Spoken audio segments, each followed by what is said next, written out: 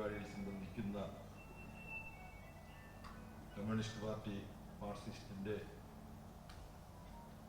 കാസർകോട്ടെ വേദിയിൽ നിങ്ങൾക്ക് സുപരിചിതരായ നേതാക്കന്മാരെ, സദസ്സിലുള്ള പ്രമുഖരെ, സമയം ലാഭിക്കാൻ പേരെടുത്ത് ഓരോരുത്തരെയും പരാമർശിക്കുന്നില്ല. EMS പഠനകേന്ദ്രത്തിൻ്റെ ആഭിമുഖ്യത്തിൽ നല്ല നിലയിൽ ഇവിടെ പരിപാടികൾ നടന്നു വരുന്നത് നിങ്ങൾക്കറിയാം. അത് കൂടുതൽ ആഴവും പരപ്പുമുള്ളതാക്കാനുള്ള ആലോചനകൾ EMS പഠനകേന്ദ്രത്തിൻ്റെ നേതൃത്വത്തിൻ്റെ ഭാഗത്തു നിന്നുണ്ട് എന്ന കാര്യവും P. കരുണാകരൻ തന്നെ ഇവിടെ നിങ്ങളോട് പറഞ്ഞു കഴിഞ്ഞു. നമ്മളിന്ന് ചർച്ച ചെയ്യുന്ന വിഷയം സാമ്രാജ്യത്വവും വർഗീയതയും എന്നത് അവ തമ്മിലുള്ള പരസ്പര ബന്ധത്തിൻ്റെ അടിസ്ഥാനത്തിലും സാമ്രാജ്യത്വവും വർഗീയതയും എങ്ങനെ ലോകത്തും ഇന്ത്യയിലും കേരളത്തിലും പ്രവർത്തിക്കുന്നു എന്നതും വളരെ വിസ്തൃതമായ ഒരു വിഷയമാണ്.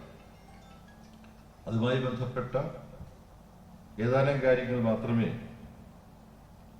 ഇതുപോലെ ഒരു സന്ദർഭത്തിൽ നമുക്ക് പരാമർശിക്കാൻ സാധിക്കുകയുള്ളൂ എന്നാണ് എനിക്ക് തോന്നുന്നത്. കൂടുതൽ നമ്മൾ ഓരോരുത്തരും സ്വതന്ത്രമായി പഠിക്കേണ്ടതുണ്ട്. ഏറ്റവും ലളിതമായി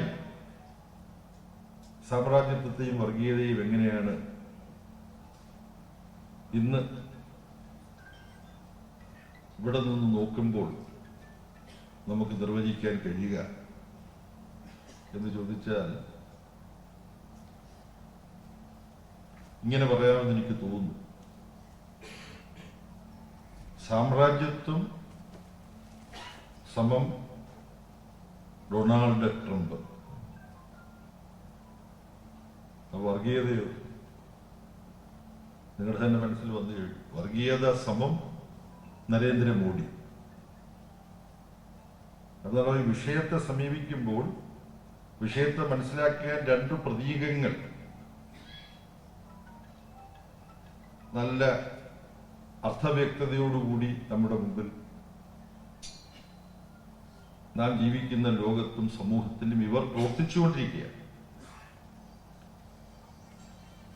ഡൊണാൾഡ് ട്രംപിന്റെ സമീപനങ്ങൾ. എന്നാൽ ഡൊണാൾഡ് ട്രംപിന്റെ സമീപനത്തെ നമ്മൾ സൂക്ഷ്മമായി വിലയിരുത്തുമ്പോൾ സാമ്രാജ്യത്വം എന്നല്ല, നവസാമ്രാജ്യത്വം എന്ന് നിർവചിക്കേണ്ടി വരും. സാമ്രാജ്യത്വം വ്യത്യസ്ത കാലഘട്ടങ്ങളിൽ വ്യത്യസ്ത രൂപത്തിലാണ് പ്രവർത്തിച്ചിട്ടുള്ളത്. സാമ്രാജ്യത്വത്തെക്കുറിച്ച് അതിന്റെ ചരിത്രം, വികാസ പരിണാമം അതിനെക്കുറിച്ച് അന്വേഷിക്കുമ്പോൾ പ്രാചീന കാലത്തും സാമ്രാജ്യത്വ പ്രതിഭാസങ്ങളെ നിർവചിച്ചിട്ടുണ്ട്. ഗവേഷണ സ്വഭാവത്തോടുകൂടി നമ്മൾ അതിനെക്കുറിച്ച് പഠിക്കാൻ ശ്രമിക്കുമ്പോൾ അസറിയൻ സാമ്രാജ്യത്വം, അത് ബാബിലോണിയൻ സാമ്രാജ്യത്വം, പേർഷ്യൻ സാമ്രാജ്യത്വം, അലക്സാണ്ടർ സ്ഥാപിച്ച സാമ്രാജ്യത്വം, ഇങ്ങനെ ചരിത്രത്തിന്റെ വ്യത്യസ്ത അടനികളിൽ വ്യത്യസ്ത ഘട്ടങ്ങളിൽ സ്വന്തം പ്രദേശങ്ങൾ വിട്ട്, സ്വന്തം രാജ്യം വിട്ട്, അത് ആധുനിക ദേശരാഷ്ട്ര രാജ്യങ്ങളൊന്നും ഉണ്ടായിട്ടില്ലെങ്കിലും രാജാവാണെങ്കിൽ തനിക്ക് തന്റെ രാജ്യം എന്ന് നിർവചിച്ച് കിട്ടിയ രാജ്യത്തിൽ നിന്നും വ്യാപിപ്പിക്കുക.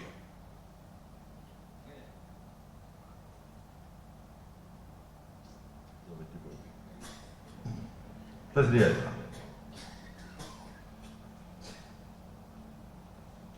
നമ്മൾ നാട്ടില് ഒരു പറമ്പും വീടും ഒക്കെ ആയിട്ട് കഴിയുന്നു. ആ ആള്